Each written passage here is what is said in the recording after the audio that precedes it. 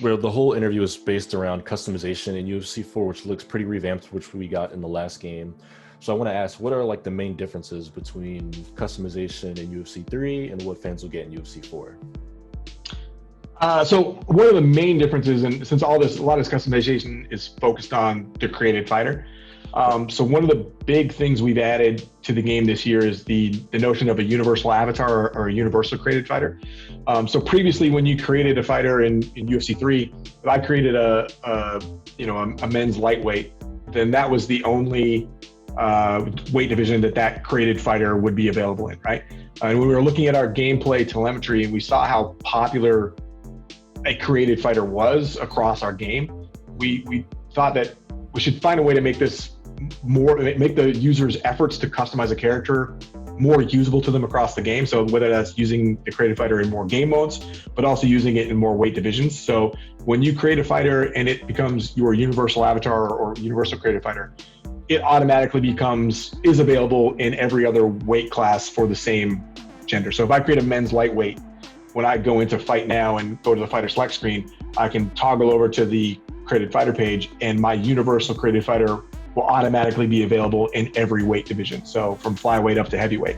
That just means that we take your created fighter and scale them up, and adjust their attributes, but all the visual customization that you've applied to them, their shorts, their gloves, their tattoos, their hairstyles, etc., stays the same. So we take your created fighter and we make him or her available in every single weight class, so that you don't have to be like, my friend wants to fight me in heavyweight, but my created fighter that I've spent all this time with, he's only a lightweight, so I can't play with him. No, if you spend a lot of time customizing and tweaking a created fighter to look the way you want, you can use them in every single weight division. So that's a really big difference that we added to the game this year as it relates to not necessarily customizing the fighter, but the customizations that you do being available across the entire game much more simply. Okay, and that's actually really interesting to hear that you scale the attributes of the fighters, because I was actually going to ask about that. I was like, okay, so I can use my fighter in any weight class, but if I make a lightweight guy and I go into heavyweight, am I just going to get like thrown around? Yeah. So that's good to know that it actually scales with the weight class. Yeah. Then there is in other parts of the game, unrelated to creative fighters, in certain modes you can do open weight fights. So there are places in the game where you could take, Henry Cejudo and have him fight Francis Ngannou, a little crazy. But the universal avatar thing is a separate thing where if you have a created fighter, you can fight with him in any division and have appropriate attributes and skills for that division. Gotcha. And then what modes? So I make a created fighter. What exact modes can I bring that fighter into? Is it just into a fight? Every mode. That was one of the goals as well, is that we said, hey, we're going to have a universal avatar. We're going to build a system in the game where, no matter what mode you play in, you're going to earn experience points that levels up a connected fighter profile. And when you level up your profile, you'll earn in-game rewards, which are very often either profile customization options, like for a player banner with icons and badges, or vanity items for your universal avatar.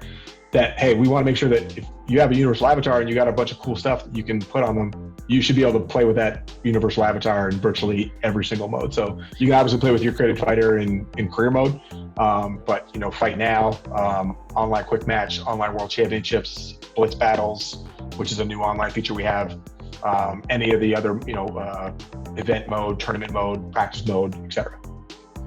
Awesome. So when a player actually sits down to create their universal fighter, their personal created fighter, what are some things that they should be wary of?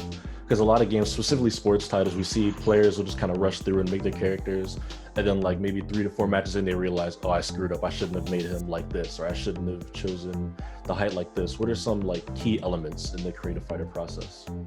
Certainly, height is one thing to be wary of in a fighting game. It has its pluses and minuses. Obviously, reach will impact your ability to, hit an opponent from far away, but it also impacts your ability to deal with somebody once they've gotten close to you, right? So there's pluses and minuses to those kind of things. One of the other big differences for our created fighter system this year is that actually what we have is a system of 12 fighter archetypes that you select, as opposed to discrete manipulation of every single attribute category and move level and perk level. So previously on UFC 3, it was just a limitless. If you created a fighter, you could go in there, set all of his attributes to 100 and everything, give him level 5 of every single strike and every single move, and give him level 5 of the fighter perks that you wanted. And we had discussed saying, like, okay, what are ways that we could say, let's put limits on that system. Let's say, hey, you can only create a fighter that's got, this many points, etc. That as we kept on going down that sort of conceptual direction, we realized that, like, if there's a system that allows players to distinctly do things, they're always going to find a way that says, this is the one best way to do it, and then everybody's going to do that, right? Which would then lead to, guess what? Every single created fighter you run into online has, this set to that, and these things jack up to 100, and these things jack down as low as they can go to min max the system. So instead, we said, let's go with 12 archetypes that are distinct across sort of MMA. There's more kickboxing focused, more boxing focused, some balance archetypes, some wrestling focused, and some jiu-jitsu focused archetypes that are meant to be competitively balanced against each other. So they're all, roughly around the same sort of total number of attribute points and have similar sort of perk levels and move levels if you look at the sort of overall sort of stats. So that when you go into create a fighter, you just pick one of those archetypes. I want to be this kind of kickboxer. I want to be that kind of jiu-jitsu fighter. And then you can go fight as that style. The other part about having the 12 archetypes is that when you're going into a fight, you can choose to switch the archetype before you enter into the match with your created fighter avatar. You're not beholden to the one you chose when you created your fighter. So I may have, when I went to create a fighter, I might have said, yeah, I want to be a showboat kickboxer. Boom. That's cool. And when you go into career mode, that's what when you go into fight now, that will be the default selection. But you have the opportunity, if you want to, going into a match, if you see that your opponent has chosen a really talented wrestler and you're like, you know what, I'd like to be somebody with a little bit more wrestling skill. So maybe I'll choose one of the balanced archetypes or one of the wrestling archetypes and fight that way as well. So it's a different system. There's a little bit less to worry about in terms of, did I put points into the right stat category, right? Like, you don't have to worry about that. Just pick an archetype, and we've tried to balance them all so that they are competitively viable against each other. Now, if you choose one of the jiu-jitsu archetypes, it would be better if you know how to fight as a jiu-jitsu player, than if you know how to fight as a kickboxer. You have to play to your strengths, so to speak. Gotcha. And having the archetype seems like a great change to kind of not limit the players, but give them more of a focus in how they play the game, so that not everybody's just running rampant online with like godlike fighters that never existed in the history of the sport. But then you say that they can also, you're not really beholden to that choice. You can change it. Is there any sort of penalty? Like if I decide to swap my archetype right before a match, will I see lower stats than somebody who was maybe that same archetype when they created their fighter?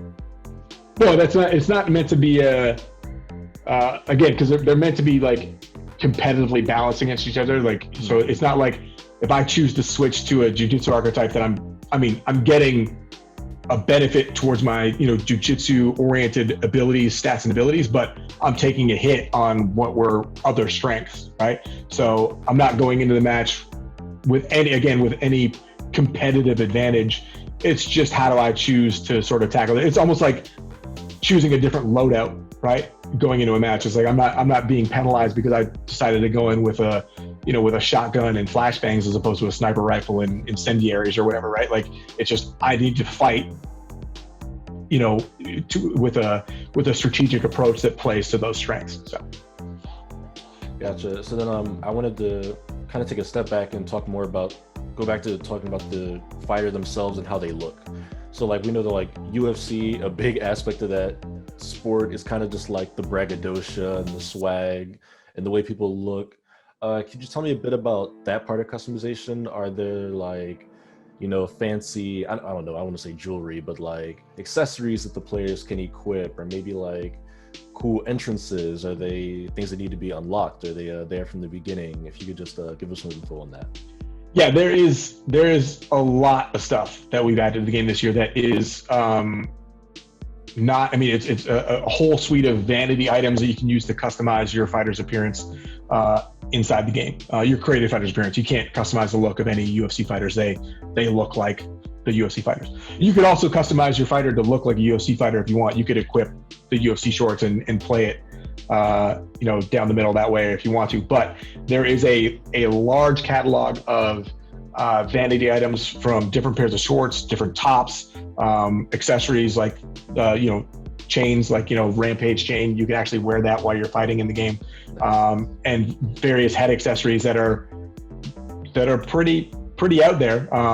Certainly when it comes to, you wouldn't see somebody fighting with this stuff in the real sport. And that's something we're well aware of. But the popularity of created fighters in our game, even previously, like the way people would take the created fighter tool and use the sculpting and the tattoo system to create wacky, zany looking characters is something like, okay, well, like not everybody has the time or the skill to apply 57 tattoo layers and manipulate the sculpting tools to create, Donatello from the Teenage Mutant Ninja Turtles. So let's put some assets in the game that make that experience of visually customizing your character in an exciting and a unique and an out there way, but make it accessible for players that don't necessarily want to do it via the tattoo and sculpting facial letters. So that's one of the reasons why we're saying, like, yeah, hey, here's some crazy customization vanity items that you can earn and unlock by playing the game,